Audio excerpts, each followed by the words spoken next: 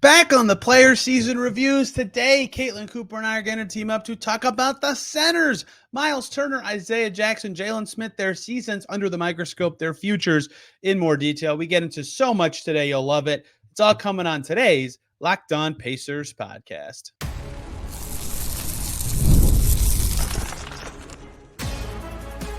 You are Locked On Pacers, your daily Indiana Pacers podcast. Part of the Locked On Podcast Network, your team every day.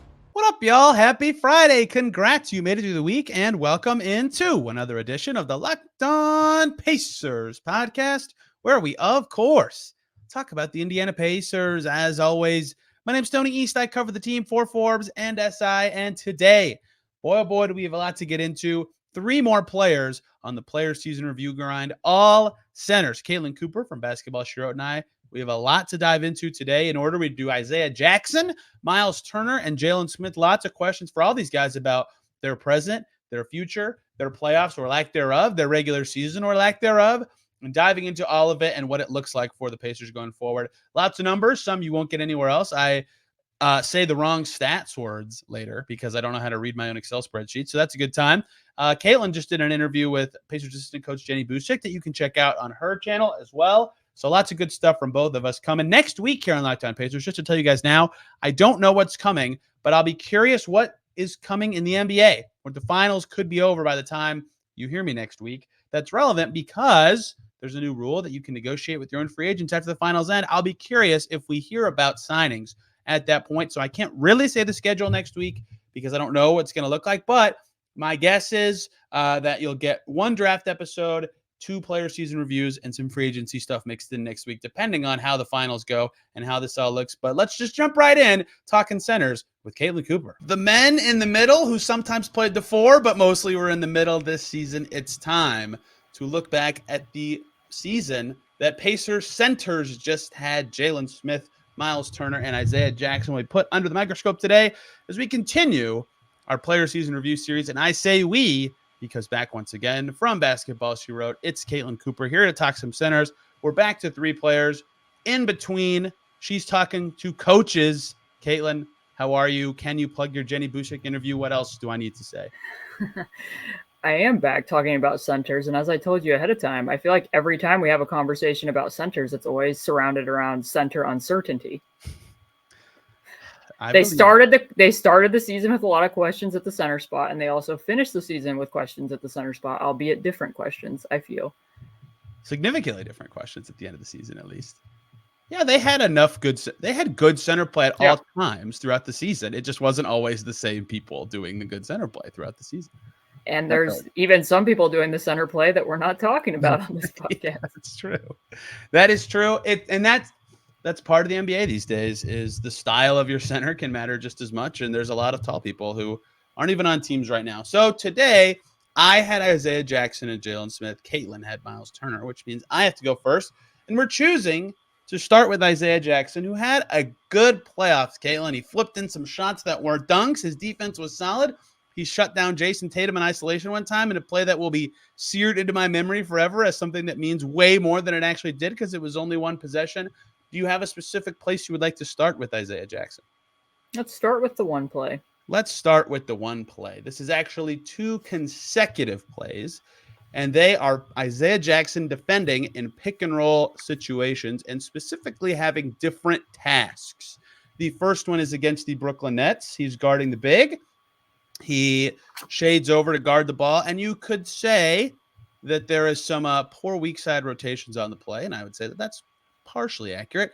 Isaiah Jackson certainly caught in no man's land as a lob goes right over his head. And the second clip, they're playing the Blazers, and they're switching on defense, and Isaiah Jackson starts the possession guarding a center, switches onto a guard, switches onto another guard, that second guard being ex-Pacer Malcolm Brogdon, defends him all the way to the rim, and stops the shot. Throughout the season, he much more often defended the ball handler in pick and rolls, this is synergy numbers, than the roll man, which is fascinating and kind of emblematic of who he is as a switch guy and what he's good at defensively in terms of moving his feet. So 2 things are true. One is he is decent at staying in front of ball handlers and in those switch situations. And 2, he needs to be better at defending the big and executing pick and roll coverages when he is guarding the roll man. And I think both of those things are relevant to his future as a defender on the Pacers. And the numbers on Second Spectrum, I think, back that up. If you were to look at him as a switch defender, I think it was like 0.8 something points per chance, and drop, it would have been closer to 1. I think it was somewhere in the 0.9 territory. I don't have that number written down in front of me, but I think that there was some progress there, especially in the clip that you showed against Portland in terms of a year ago. He had a tendency where he would switch out to the ball and he would stand up or he would open his stance too early. And then that was leading to some drives. And there, in the case against both Scoot and Malcolm Brogdon, he stays seated. He's in the stance longer and actually slides with them. He got some help with Bennedict, Mathurin rotating behind him. But still, I think that of the bigs that we're going to talk about today, I would say that if you're going to have a big on this roster who's going to be able to mix multiple coverages on the same possession, like potentially, jump out above the level of the ball screen, blitz somebody, then guard another pick, and maybe he's in drop or maybe he is in switch. He doesn't always execute them perfectly, but I feel a lot more confident in saying he can do all of those coverages more so than Myles and Jaylen this year, because I don't think in the reverse, I think Jaylen was a little bit worse as a switch defender than he was the prior 2 seasons.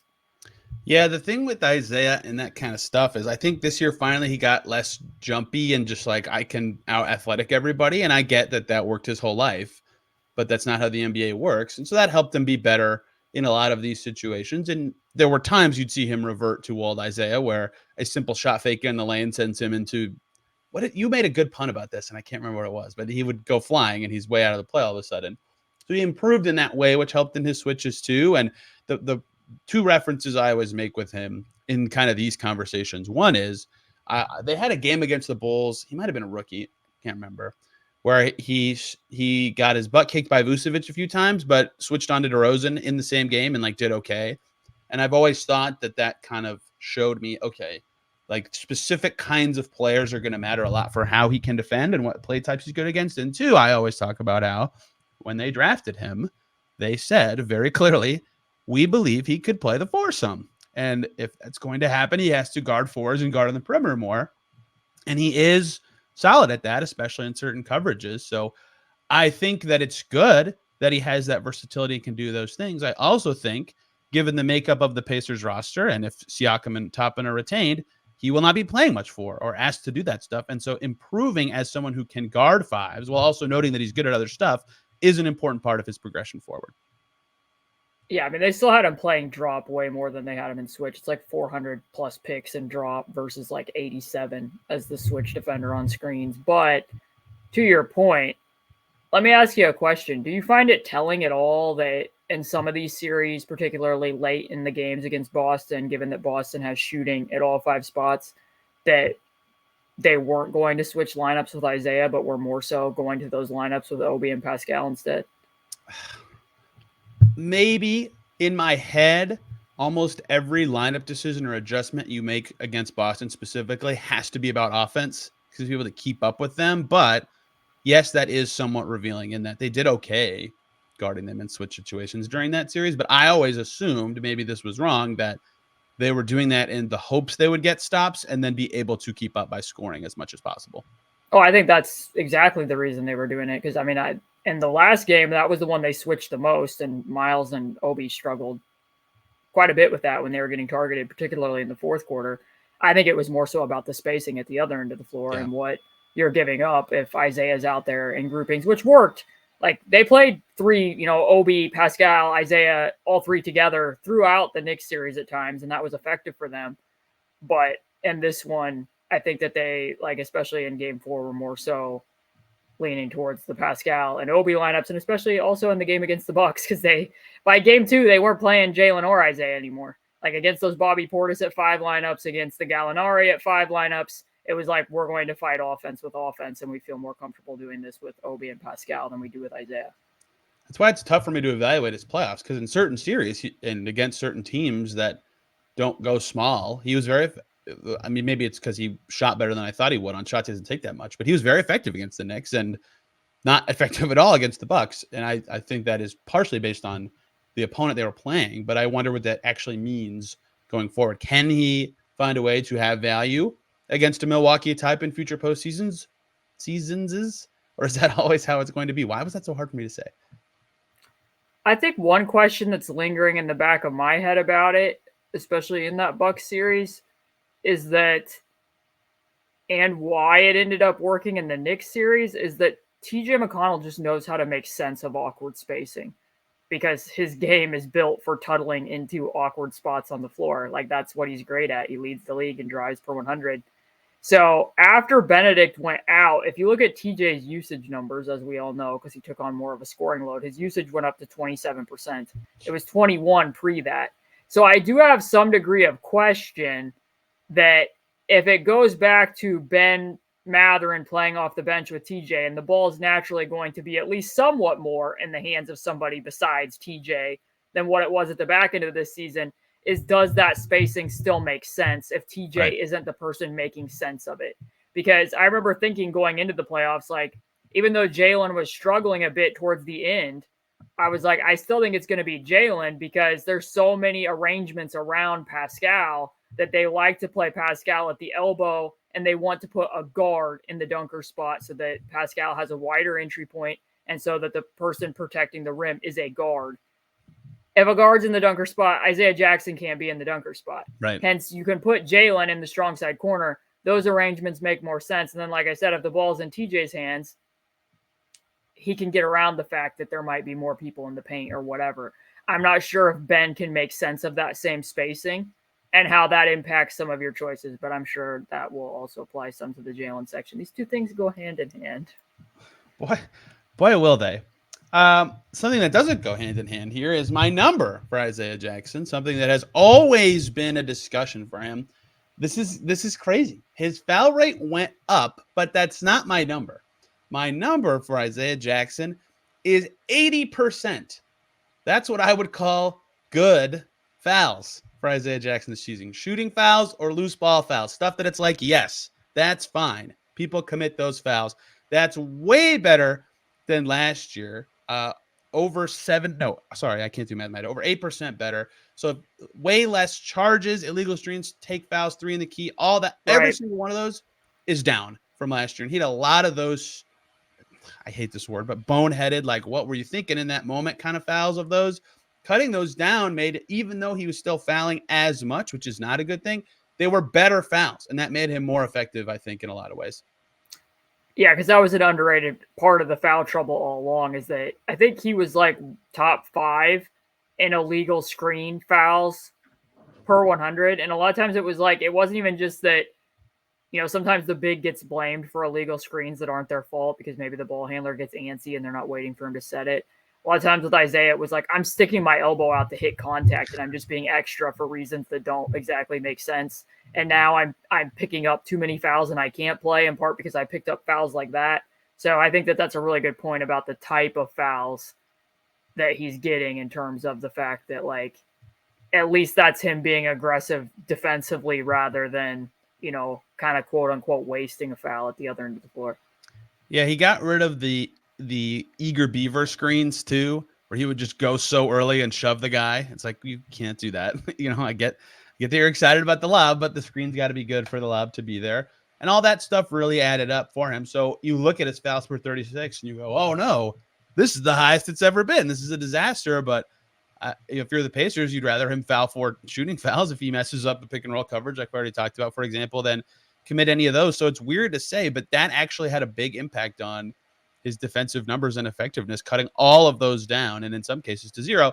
And that carried into the postseason, which mattered too. His first 2 seasons were around 70% of those fouls were his fouls. This year it was exactly 80 out of 100, which, round number, Tony is a big fan of that arrangement being the final number. Would you like to go to an over-under? I would. Okay. This is for next season, Isaiah Jackson. The number is 35%. That is the shots Isaiah Jackson takes/makes next year that are dunks. Do you believe he will add more to his offensive palette, or do you think that it's better for him if he focuses on those? Because that reached a career high this year. His percent of shots that were dunks, a little over 35%. And to be clear, dunks are good. He made a lot of them. He had a career high true shooting. If you can generate dunks, you should. In the playoffs, 27.9% of his shots were dunks. And he actually made a lot of those kind of dip it in kind of shots that I did not expect to have him be a weapon. His finishing touch hasn't been there throughout his career, but his percentage is way up this year around the basket because he's dunking more. Can that continue to be a thing? Can it go up, or will it go down for bad or good reasons? What do you think? I mean, I think you would hope that it could go up because 100%. he's playing with the deepest point guard rotation in the NBA, in my opinion. Also, like, one of my biggest things with him, and it continues on, is he's a right-handed shooter. But there's so many times in the post or around the basket when he needs to use dexterity and needs to finish rather than dunk, where he forces it to his left hand. He'll turn into traffic with his left. Sometimes it might be an easy drop step and he turns back in the opposite direction. So I don't really know why he's like, it's not necessarily left-hand dominance, but it's almost like a left-hand preference at times when he's making post moves and when he's a right-handed shooter. I also don't think he made a jump shot this year, did he? He made at least one, just going off of his percentages from 10 to 16 feet, although I guess that doesn't require that the shot was a jump shot.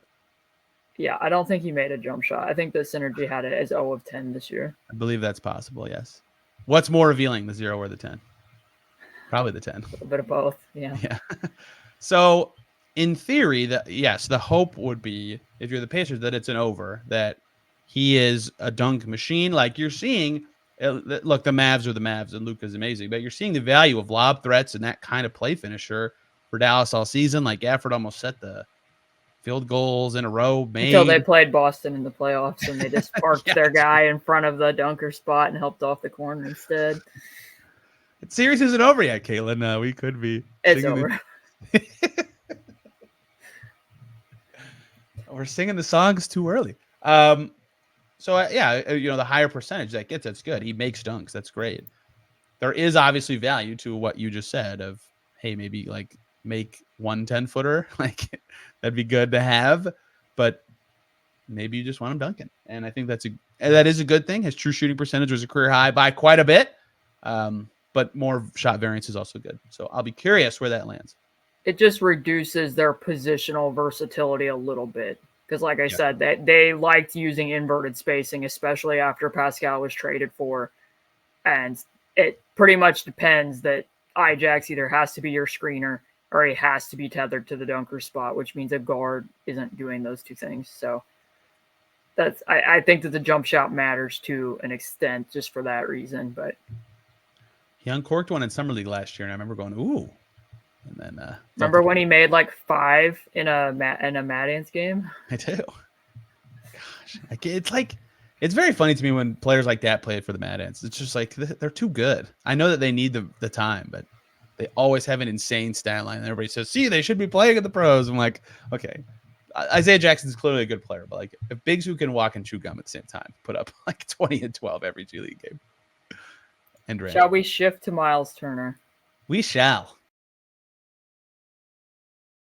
Hey, y'all, short little break here so we can talk about Prize Picks, America's #1 fantasy sports app where you can turn $10 into $1,000 in a single game watching your favorite sports this summer. You can make a Prize Picks lineup in as little as 60 seconds. You just pick more than or less than on 2 to 6 player stat projections, and you're locked in. That's it. They have promotions all the time, including getting your entering fees back or changing stat projections. It's the #1 fantasy sports app. They have over 5 million active users with daily action. The finals are rolling. It's a great time to play for both hockey and basketball. The WNBA will keep rolling even after that all ends. Caitlin Clark, Angel Reese, the works. Everybody, you've got to check it out. There's always something fun to do. For example, your play could be Caitlin Clark, more than or less than 3.5 3-pointers made, and Brianna Stewart for more than or less than 23 points.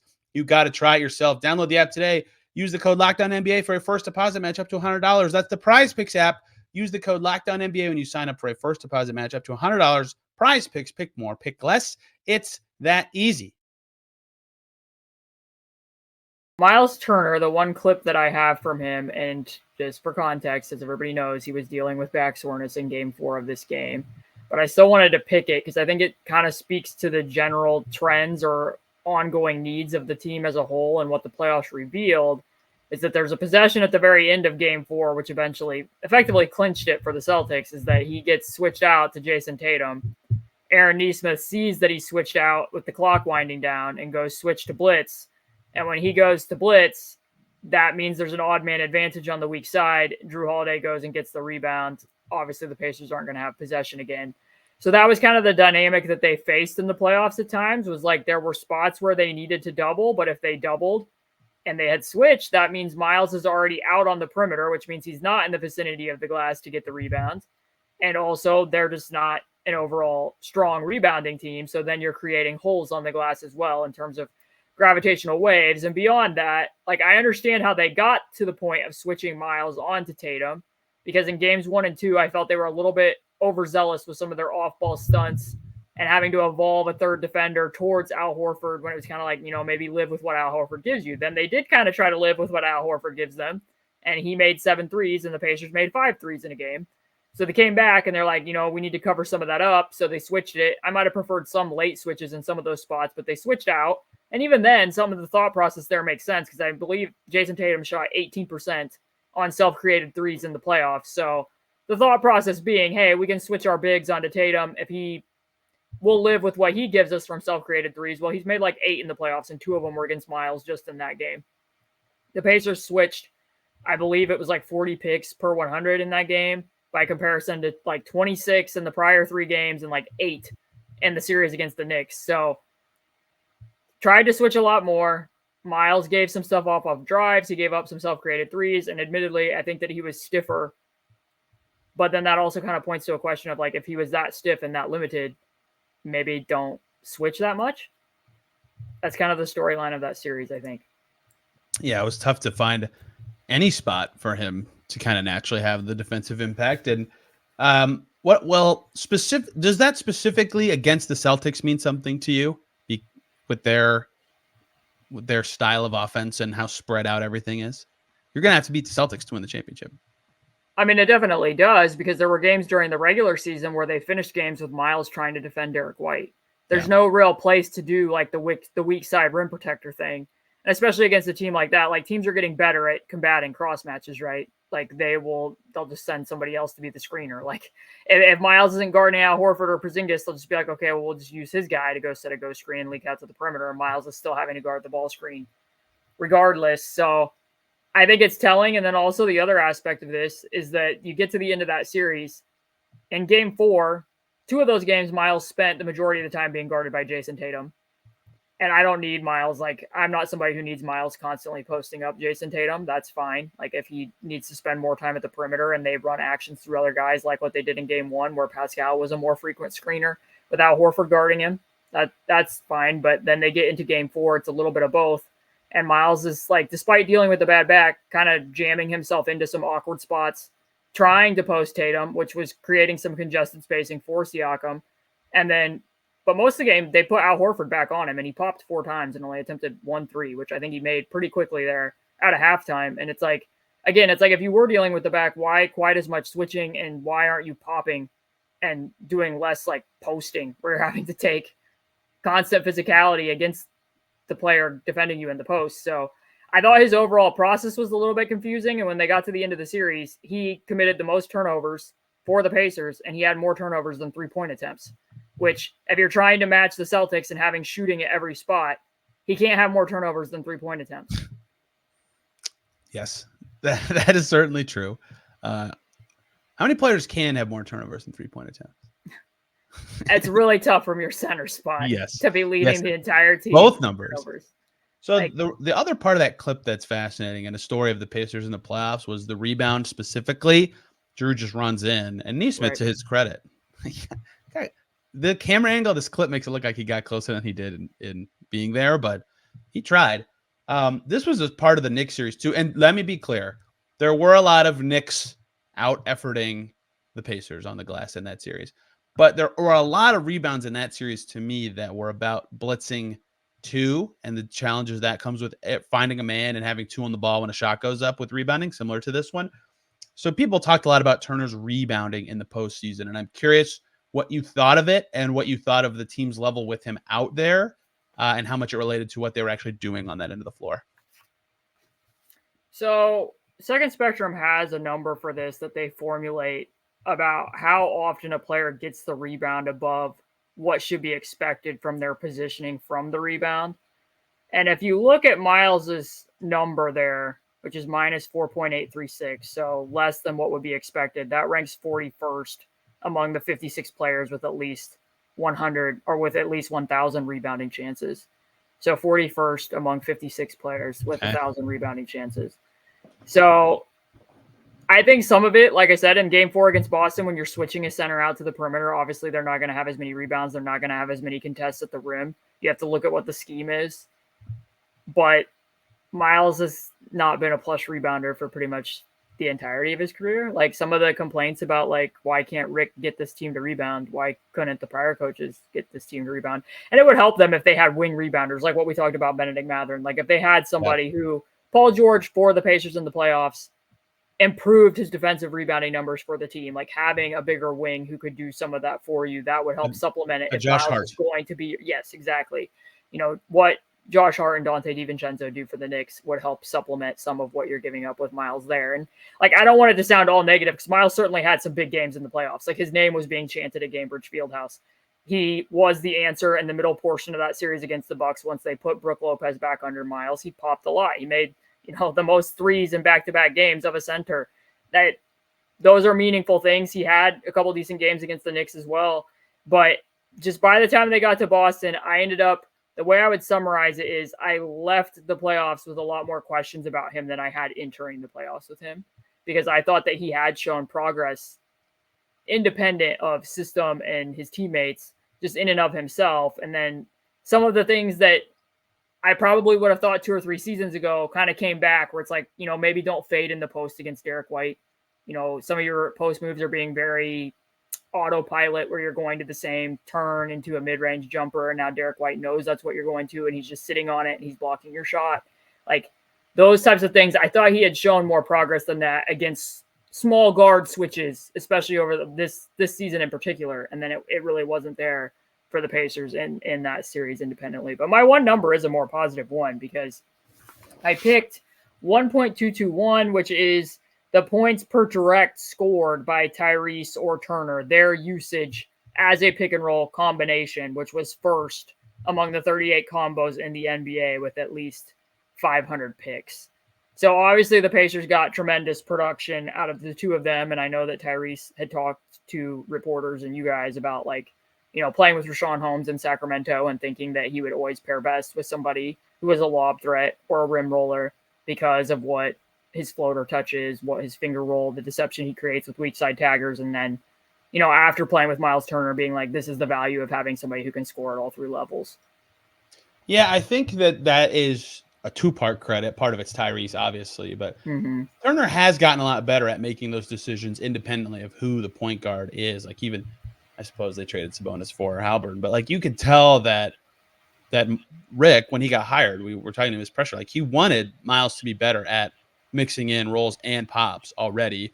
Like you saw him improving in those ways. And so I think his own versatility and his own ability to, except for the playoffs when he's autopiloting against Derek White, to have more varied finishes, to have more skill in the paint, allows him to make those decisions and reads with confidence, knowing that, yes, obviously I have a brilliant passing teammate who, if I'm wide open, is going to give me the ball. But even if I have a better advantage than someone else on our team, like I'm going to get a chance to score. And for a guy that in the past had questions about exactly what was asked of him in his role, or even the size of it specifically, that's very valuable. And the fact that they can mix it up makes it harder, like, for a defense to read it quickly with only a day of prep in the regular season. And I think, yes, Haliburton and his passing is a big part of that success, but Turner specifically does deserve a lot of credit for his own reads and ability to make the right decision, to pop, to roll, to feel out what is needed of him, to go to the free throw line. Like, he makes enough from whatever, 10 feet to the three-point line to take long twos, and the team says, yes, that's fine, you make them. So I think that's all very important too, and a big part of why that connection works so well. And I think that's in part why the Boston series was a little bit frustrating, because I wrote mid-season after they played the Bucks in the in-season tournament, I had looked back to Myles in role situations with Brogdon and being like, this is progress of his independent of Tyrese. Like, he's a beacon of his own improvement for this reason, because he had scored like 16 points in the role, which Milwaukee's pick and roll defense at the time was having problems. That was an aspect of it. But he was, as you said, he was making the right decisions because he was rolling on over 50% of his plays, which was nothing he had done in the past. Like the mere fact that he was rolling was progress. And just having, like, you could point to specific games throughout the season. Like they're playing Dallas. The Pacers were very specific to put Kyrie Irving in the weak side corner. And Myles knew, like, if Kyrie's in the weak side corner, I roll because he's going to be the tagger. That's where the advantage is for us. And in the Bucks series, too. Like, he was pretty rough with some of his short roll reads, I believe, in game 1. Then he came back in game 3 and made several, like, actually a couple passes where he literally manipulated the defense, used, like, a pass fake and made the correct read. And then, like I said, as they advance, it's like, okay, now you have Al Horford and he's in drop coverage and you're not popping. Like, it wasn't the correct read as the screener.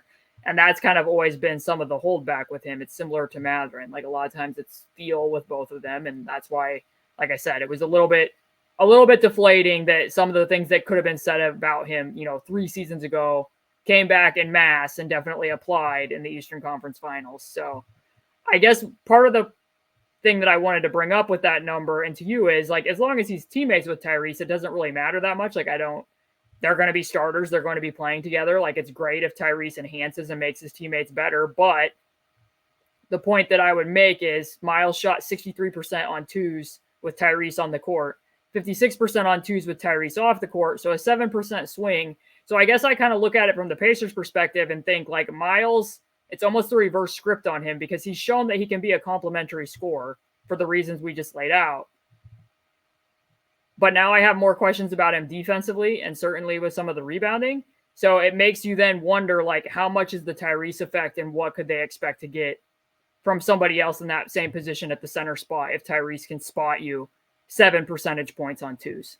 Like, it's not a commentary on, as long as Myles and Tyrese are playing together, like, again, great that Tyrese is making Myles better. That's a good thing. It's more so, could you expect that Tyrese is going to boost somebody else in that spot? And I think you can.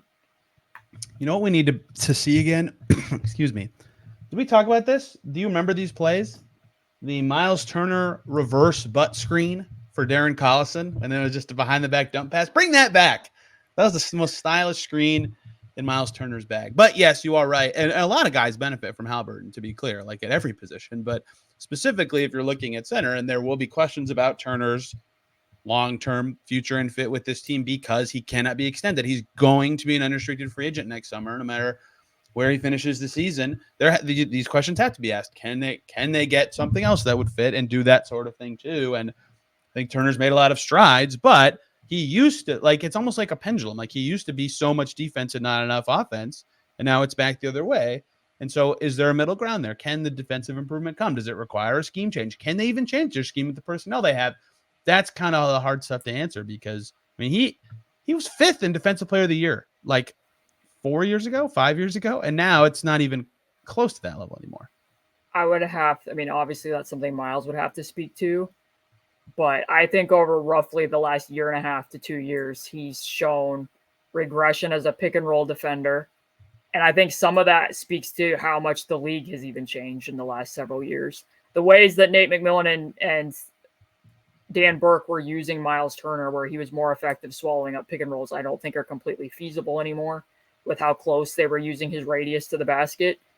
I think sometimes he really likes to bait drivers and he lets them get past and he can't rely on his closing speed in the same respects anymore. And I don't know what it was necessarily in the Knicks series of, like, in certain game ones, he was, or at the beginning of games, first quarters, I should say, he was protecting his fouls, but it was kind of like if he was in the vicinity as the rim protector and he couldn't get there, it was like, oh, well, like, I don't know if he was trying to preserve foul attempts or like I said, fouls or what exactly that was, but there has been regression at that end, and it becomes very tricky for the Pacers coaching staff because this is what I would tell people, that I am less of the opinion with where the NBA is right now that your strongest defender can be your rim protector, and I don't think this season that their strongest defender was their rim protector, and they can't do as much weak side stuff with him for the reasons that I said. Teams have gotten smarter at combating that, and they also don't have a 4 who's capable of facilitating that.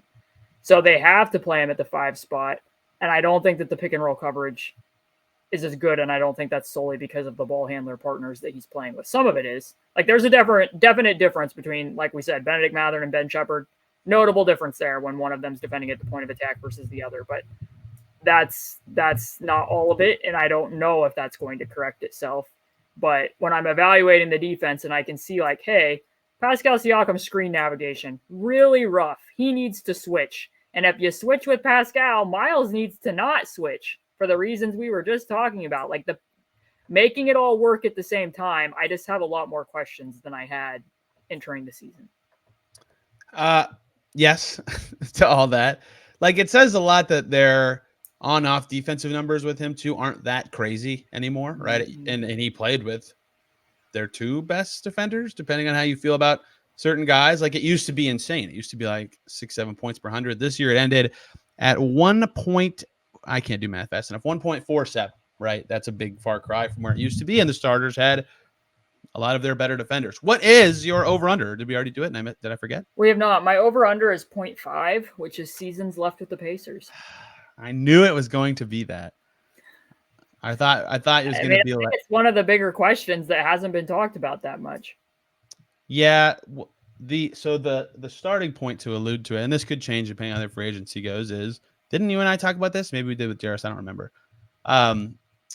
Is if they make a big trade this season for a very good player, he is like the only matching salary that's like possible on the team. You know, they could cobble together some crazy like 5 or 6 for 1 with whatever, you know, Aaron and whatever Obi ends up at if he's back, or Aaron and TJ and 2 young guys or something. But to make a trade that is like possible, he is the salary. So that is a fascinating part of why it's a tricky question, because look, selfishly, it'd be cool if he made it 10 years with one franchise. That's so rare these days. That's awesome. He's earned all the respect and admiration he's gotten from fans, but there are certainly questions about now what happens. Pascal has talked before about how he's thought his ideal front court partner is Turner, or is someone like Turner. Tyrese has talked about how their partnership has evolved and grown on the offensive end. So my answer would be over. I bet he finishes the upcoming season with the Pacers, even though there are reasons that would not be the case. The most important one being, I mentioned his salary, that he cannot be extended. He will be out of the Pacers' hands, unrestricted free agent next summer. I would take the over as well, mainly because I just think trades are typically less likely to happen than they are to happen.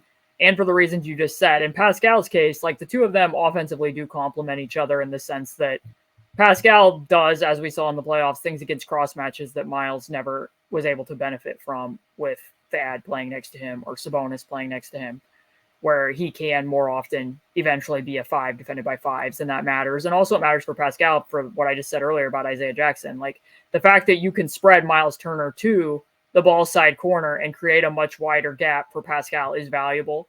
And I think that the things that Tyrese said and what he's learned from having somebody who can score at all 3 levels against different types of pick and roll coverages, I get it. And from Rick Carlisle's perspective, I think that, I don't want to speak for him, but I think that if he had either an elite lob threat or somebody who can both roll and pop, that would most likely be his preference. I think he likes having the variability of roll or pop at his disposal, especially when you can do that with the 4 and the 5 on the floor at the same time. So I understand those aspects of it. I just think it's more so what's curious about it is, like I said, in this case, everything I just mentioned is Myles builds out their strengths. He doesn't at the 5 spot necessarily completely address some of their weaknesses. And that's the only part that would give me pause, because I don't think you just replace Myles to replace Myles. I think he's solidified himself and has shown improvements. And what you said, like he has been here for a very long time. It seems to matter to him that he's been here for a very long time. So unless you could find a definitive person who maybe, like I said, at lesser cost, you can expect more offensive production because he would be playing with Tyrese, I don't think that there's a surefire answer there to replace him. I have questions. It's possible they enter next summer too about 20-something million from the tax line. And that would not include like Sticks or Ijax or a couple other guys.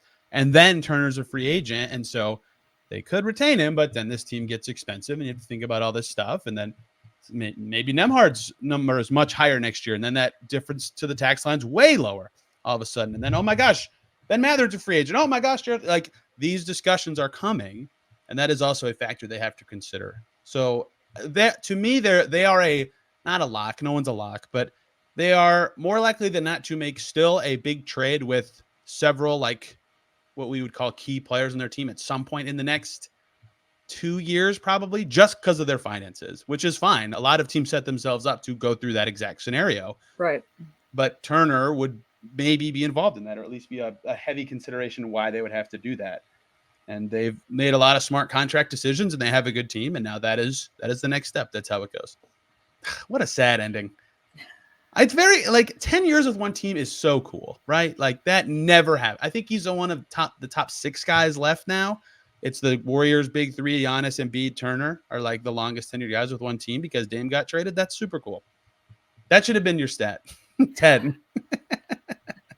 And with all the stuff that happened for him, I went with a number 1 stat, Tony. I picked something that they were first in. That's true. You did. That's a better stat than I did. Yeah, no DeAndre Ayton nonsense. Zero. How about that stat for Myles Turner? 0 nonsense that happened with Myles Turner this season. That's true. The first time since his 3rd season, probably. Yeah, man. Yeah, I mean, really. Remember when he started? And I should point out, we'll probably say this by the time we're talking about Jalen Smith. It's not like there's a clear in-house option. I do not think that if you trade Myles, that Jalen or Isaiah is like, oh, this replaces what you've lost with Myles. Like, I don't think that's the case. There were a few specific games where Isaiah outplayed Myles, which, to his credit, I wouldn't have said that would have happened a year ago. But I don't think that there's an in-house option to fulfill the things that I was talking about. But Jalen Smith. Let's use that to transition to Jaylen Smith, of course.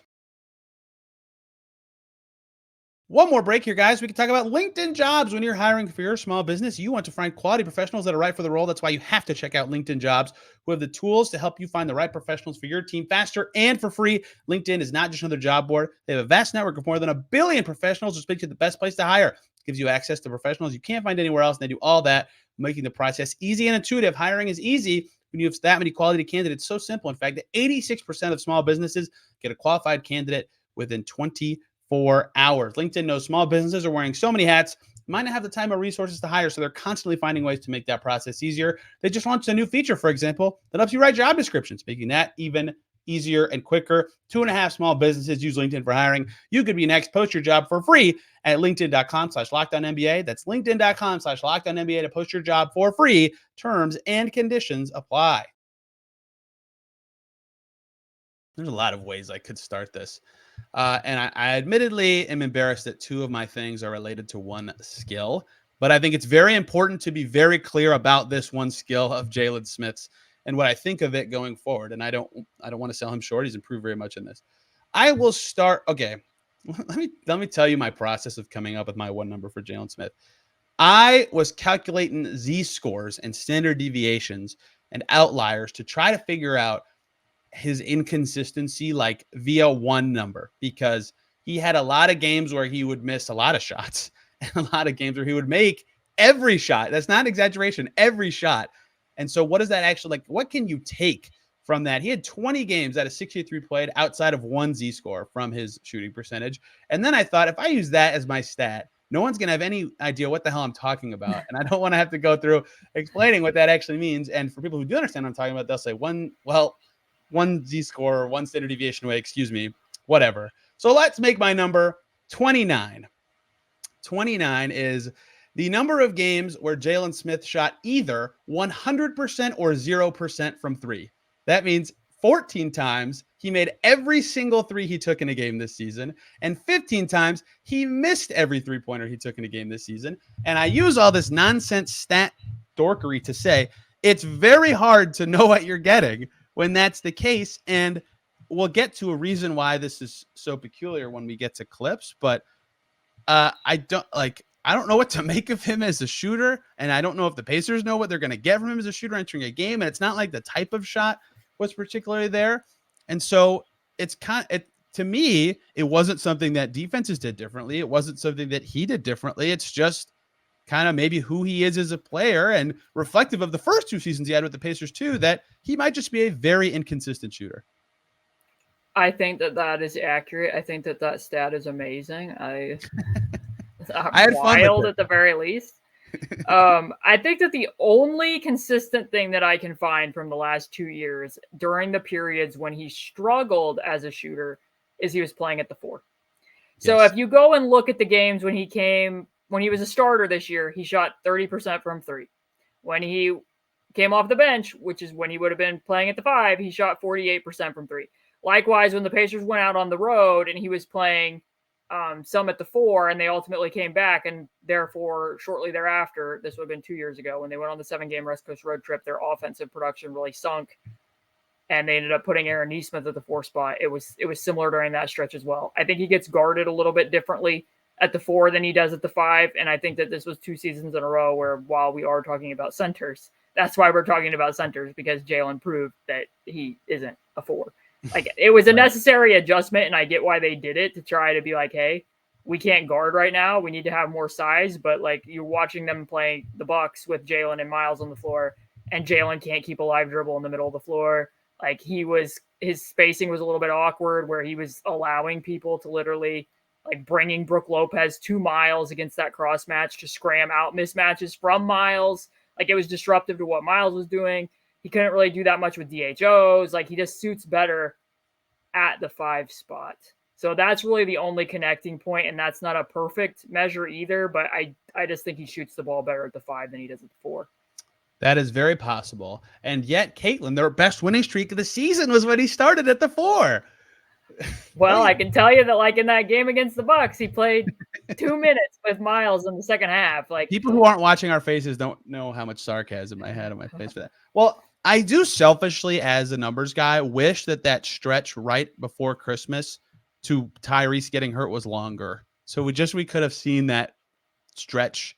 Basically, like, if that could have lasted until they traded for Pascal, then it could have been like 15 games or something. Like, okay, at least I can make sense of this, because they actually did play well in that stretch. I'm not necessarily sure that Jalen Smith being at the 4 is why that happened. But yes, his shooting is very confounding to me, because, at least I have some idea of what Jalen Smith's going to give inside the arc going forward, right? He has been between 70 and 76% for the last 3 seasons, right? Like, that's very good, or at least effective enough. Like, around the basket, when he rolls, he's fine. When he gets to that space, he can finish. It requires someone else setting him up. Who cares? He dunks. He dunked more this year, 13% of his shots. That's all awesome, right? This year was the highest percent of shots from 0 to 3 feet since his rookie year, and you can't take anything from his rookie year because he played for like 2 seconds total, right? So clearly value of him at the basket. I believe in him as a finisher there. That's all good. But part of the value I always placed on him, or at least in my perception of the Pacers, was that he could kind of play like Myles, where it was possible for him to take threes or duck inside. And I just have no idea what his shooting level actually is. Like he said in Cleveland 2 years ago at the end of the season, like, yeah, I shot like, then he cussed this year. And this year he shot awesome, but is he actually a good shooter? And we'll get to another part of this in a second. But that is a remarkable part of evaluating what he did last season, is once that shot went away and late in the season, a lot more of those 0%ers popped up. I'll pull up the exact split in a second. It really changed how you evaluated him offensively. Yeah, because I think over the last 8 games is when it got pretty rocky, which at that point in time, he still would have been playing at the 5, which is why I said my splits aren't completely perfect. But that was trickling into the first game that he played against Milwaukee, when he was still the backup center. Like, that's who they went to in game 1 against Milwaukee, and it quickly became clear why they didn't go back to him for the rest of the series, pretty much. He was never really a solidified part of the rotation again after that, actually. Yeah, he only played more than 10 minutes once in a playoff game after game 1, and that was the blowout against the Knicks, right? Their blowout home game against New York, yeah. And so does that actually count? I mean, yes, he played. I mean, I would like to look at the clips, Tony. I would like to look at the clips. Well, unless you had more to add to that. The clips are also a stat, and it's very similar to what we just talked about. The clips, you can watch all 3 if you want. There are 3 different games. They are 3 contested Jaylen Smith threes, and 2 of them came after catch, hesitate, shoot. And he makes them over defender. Now, let's stop before I sound stupid. Making threes is good. I'm not saying that this is bad. Jaylen Smith this season, as I am on the wrong tab for some reason. Oh, because I was looking at their schedule.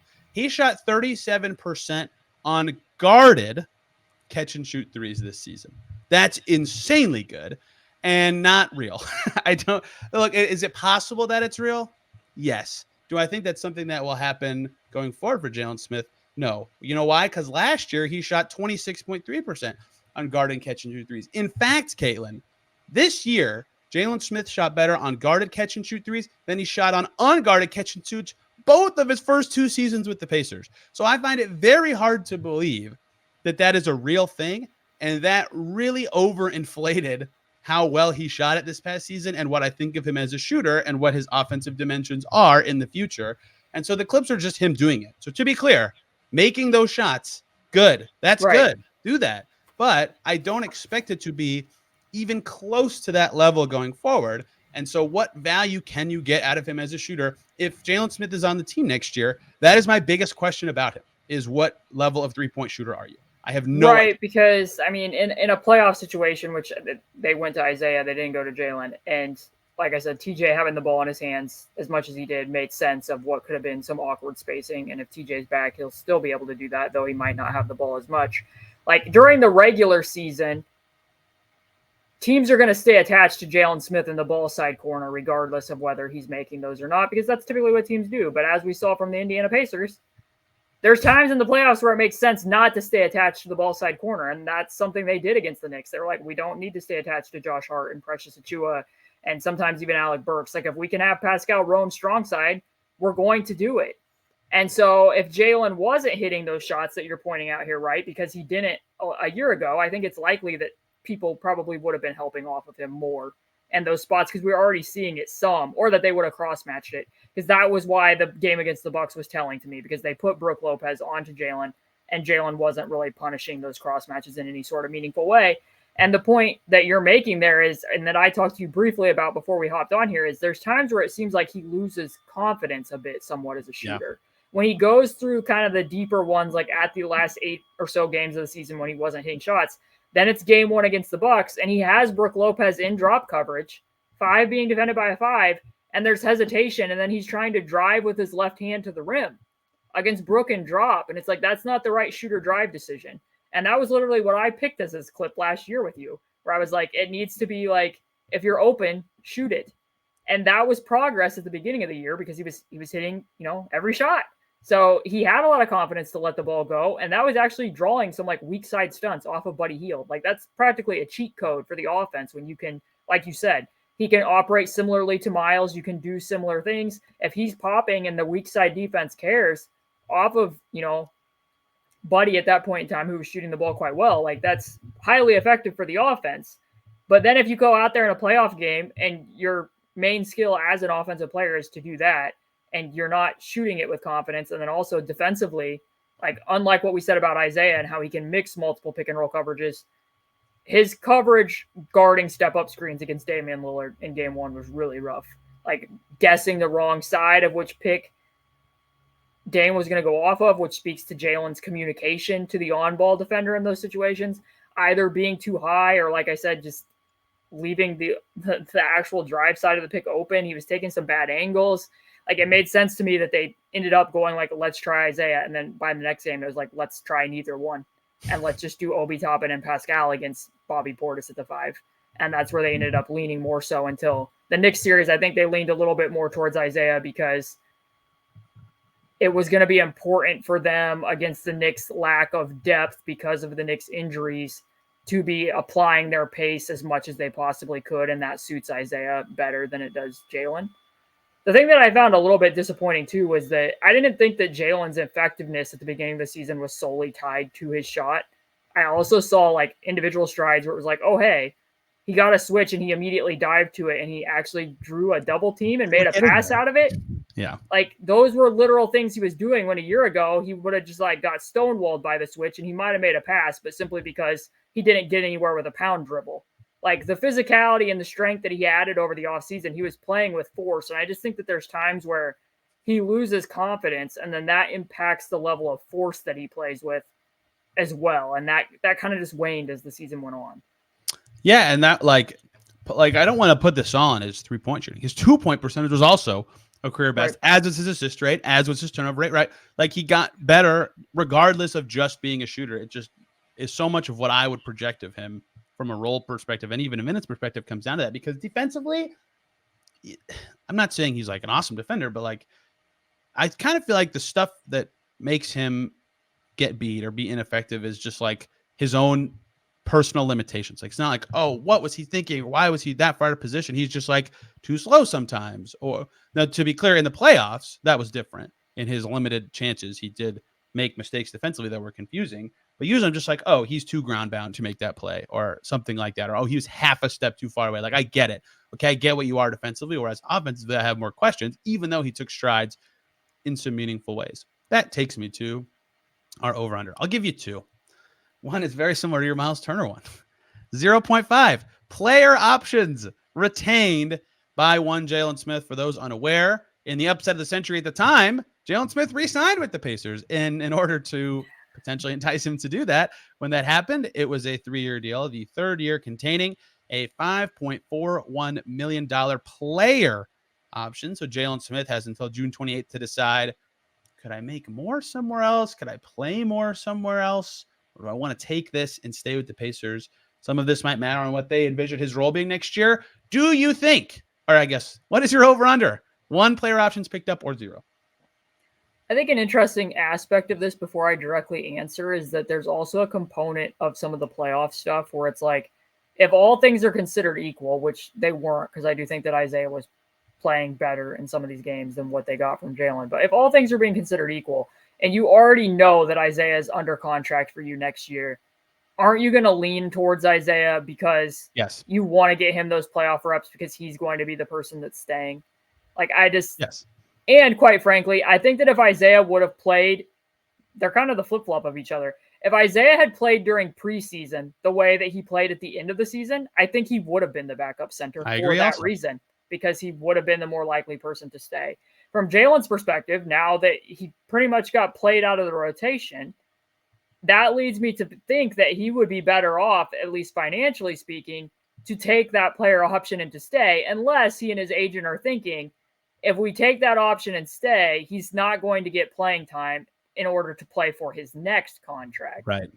So that's what I would wonder if I'm him. He probably would like the Pacers to tell him before June 28th, am I the backup 5 or not? And the other reason June 28th is sort of interesting to me and could be revealing for us as people who don't know the answer to this question yet is the draft is before that.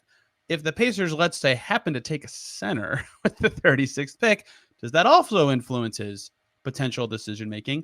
And then the other thing he would have to decide, to your point about his next contract, is how much money would you be willing to have be a haircut from that if you know you're playing, like you know you have a role or even potentially a big role with a crappy team, right?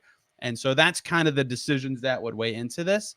And I kind of lean under, and I don't know if I'm just over-indexing on the number of conversations that people had back in January, February, December of like, oh, they can't afford to keep this guy at this rate. Like, holy moly, he's going to get the full MLE from someone else, or maybe he could start for some crappy team like the Wizards. Like, he obviously would want that role instead.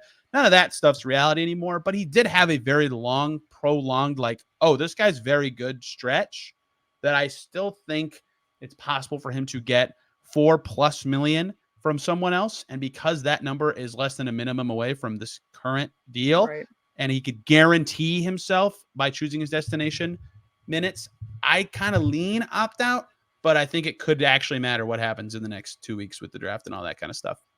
I think the under makes sense as well, because it's not like it, and not that this is the Pacers' decision, it's not, but if you're Jaylen and you're looking at it, it's not even just Myles and Isaiah.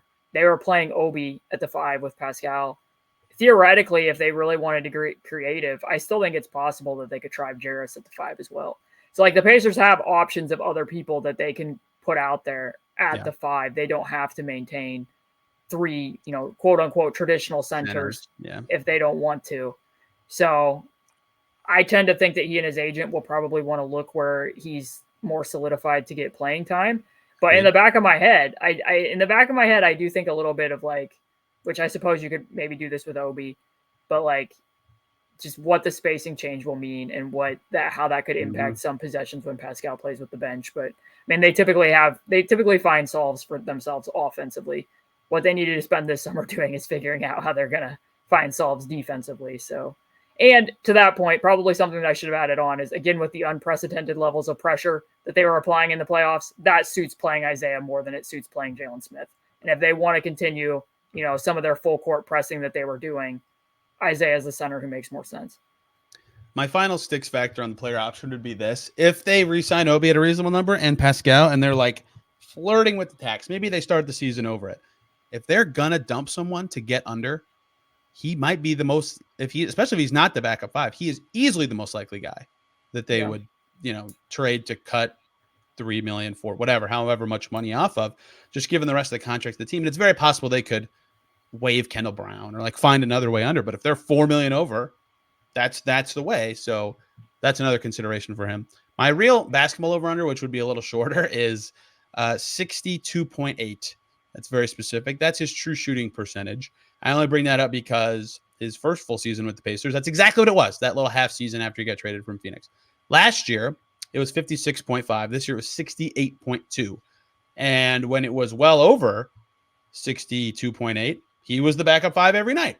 And when it was well under that, he sometimes didn't play for Isaiah Jackson, and sometimes Myles Turner got hurt, and so it didn't matter, and they could play both. But clearly there's an efficiency line where they decide, yes, you should obviously be playing as the backup 5, and if he's under that number, I would imagine Isaiah is the answer. So that's the other one.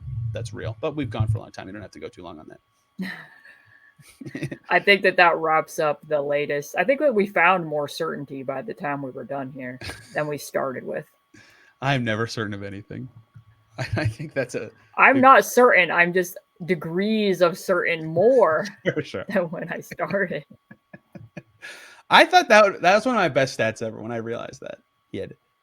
Which one is more surprising to you? 14 games where he did not miss a 3, or 15 games where he did not make a 3 but attempted one? That he didn't miss because he was low volume all the time. 14 times. That's crazy. Yeah, 14 times that he didn't miss is more surprising because he's a low volume guy. So like if there were games where he was going like 0 of 1, 0 of 2, like I buy that. But like that there was that many where he didn't miss any, very surprising. 3, 4, 5, 6. And half of them were more than one attempt. So credit to Jaylen Smith. That dude was freaking shooting it this year. Kaylin and I's next one of these will be next week. Can I tell you what day? No, because I don't know how the next week of NBA reporting is going to look. I don't really think anybody does because of the new rules about teams and players negotiating together after the finals end, and the finals could be over tonight when this comes out. So we'll see. Tentatively, I guess Kayla and I haven't talked about this. You'll get the last 2 of these next week, but we'll see if some drama starts percolating or some good stuff happens, what the coverage changes here. So this is the last episode I could easily plan this offseason. We'll see, but you will get the last 2 of these with the Tyrese Haliburton and Pascal Siakam branded episodes. Caitlin, thank you very much once again. Where can people find you and what you have to say and write about the Indiana Pacers? My X handle is at C2_Cooper. If you go there, the link to my Patreon's patreon.com/basketballshewrote.